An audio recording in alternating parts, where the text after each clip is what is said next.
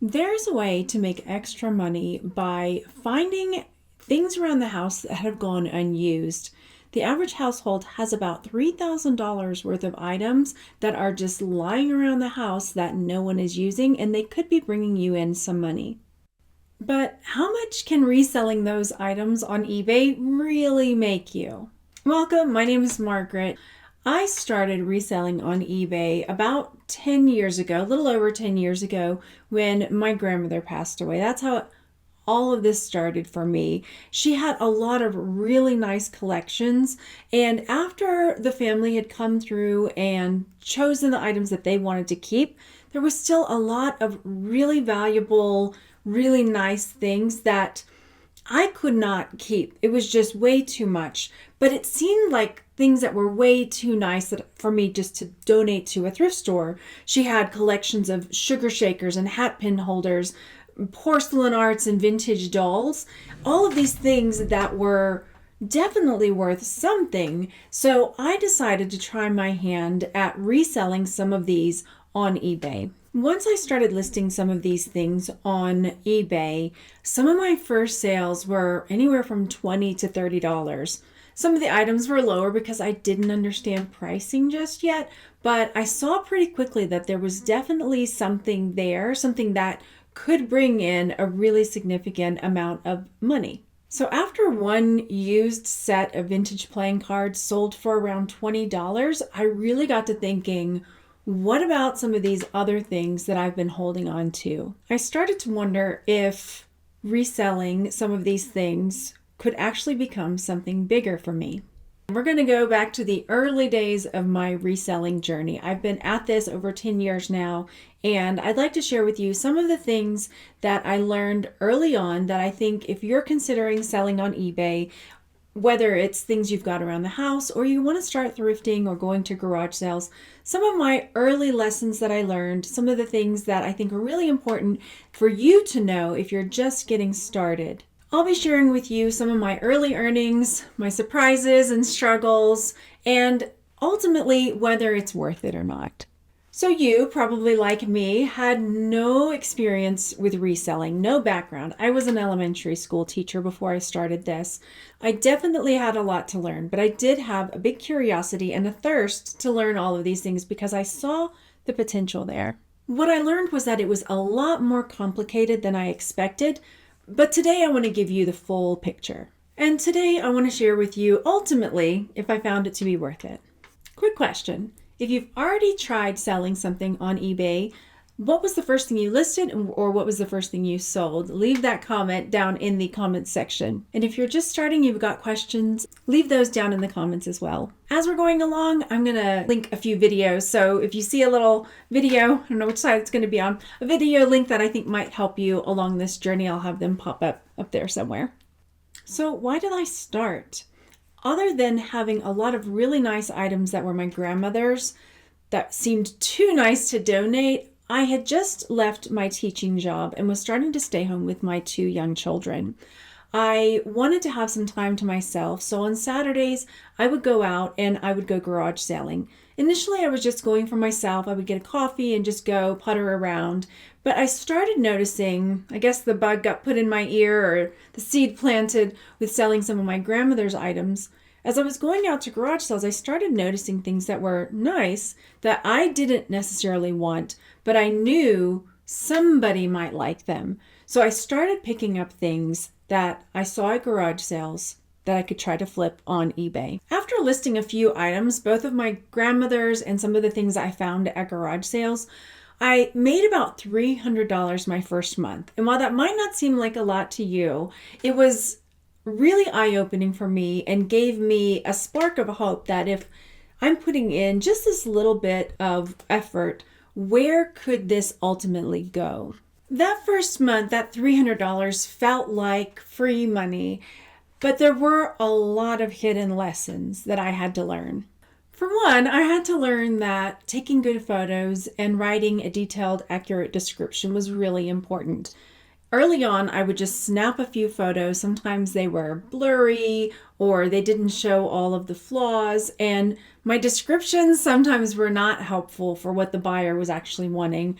I didn't even put measurements into my early listings. And even with as bad as they were, it still took me quite a while even to get that much done because it was so new to me that I didn't really know what I was doing. And that was one of the learning curves, that it wasn't just easy money. There was some active work that I was going to have to put in, not only to finding what was going to sell well, but also how to take good pictures and what kind of things to put in the listings. Over time, I took the time to learn how to take better pictures and how to write more accurate, detailed descriptions that were actually going to be helpful for my buyers.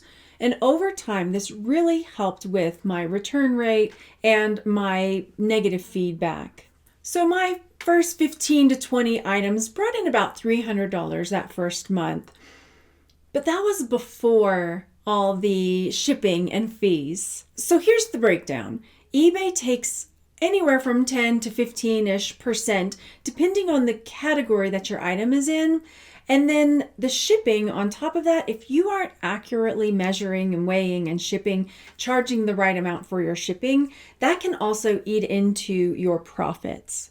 And that happened to me quite a bit early on because I wasn't accurately weighing and measuring the packages before I created my listing and made them live. So I might charge $4 for shipping to the buyer, but then when it came time to ship the item, it might cost $7 or $8, and that amount came out of my profits. But all in all, that $20 sale for that deck of playing cards still brought in $15 to $20, which is still not terrible. But after I started learning about these margins, I really took the time to start figuring out how to accurately describe everything and how to measure and weigh before I start shipping things out so that I could retain and keep more of those profits instead of having them cut into by shipping overages. One of the things that you also really need to understand is that with reselling, there are definitely highs and lows. Watching YouTubers can really make it seem like you're going to have this really great time and you're just going to sell things and make money and it's no problem, it's easy peasy. But there really are highs and lows. After doing this for over 10 years, there are times during the year, say the fourth quarter, which I didn't even realize what that was. Coming from an education background, it was a fourth quarter, wasn't something that we talked about. So Q4, that October, November, December, when people are really ramping up their buying for the holidays, that time of year can really be very profitable. And then things can slow down in the springtime. They pick up some in the summer. So there are these highs and lows that you just have to be prepared for. My rule of thumb was just to prepare for whatever my lowest month was from the year and budget from that. So anything that went above that was fantastic. If it went below that, well, at least I had some cushion to see me through. And on top of that, you may not always find really great items. So one month I would find this amazing vintage stuffed animal that I bought for $3. It sold for $150. And then the next day I might go out and come home empty-handed because I couldn't find anything that was worth reselling for a profit. And then there are always those days where you just don't get any sales. You have all of your items listed and there's just nothing happening. It's just crickets in your store. And then there's the competition.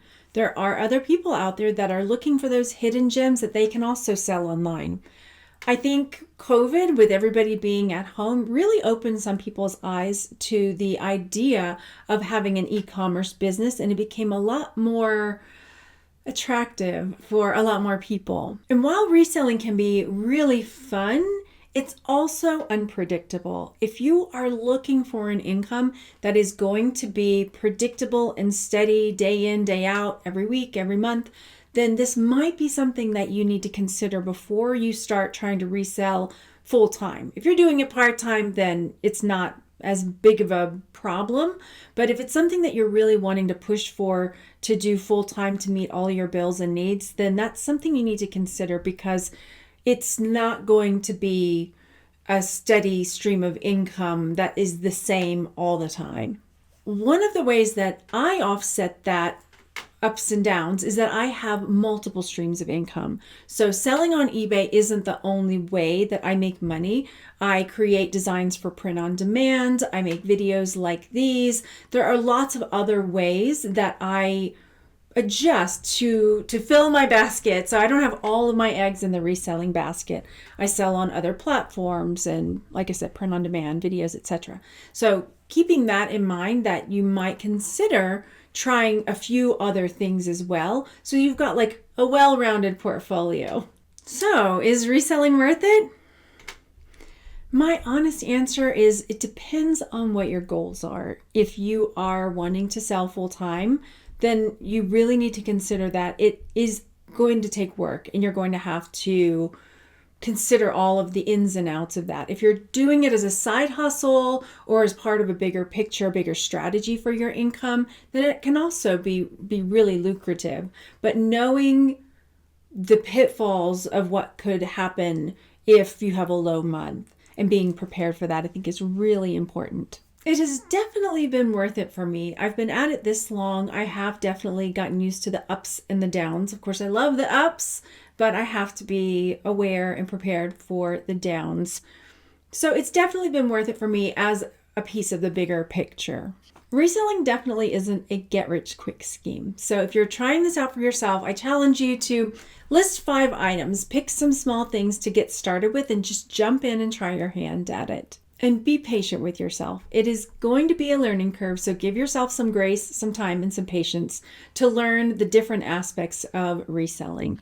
So, what's sitting around unused in your house? It could be cash just waiting to happen. So if you've considered starting reselling, there is no better time than the present to start. Thanks so much for taking this journey with me. If you have any questions, leave them down in the comment section down below so that I can see what kind of things you might need help with and where I can focus my attention.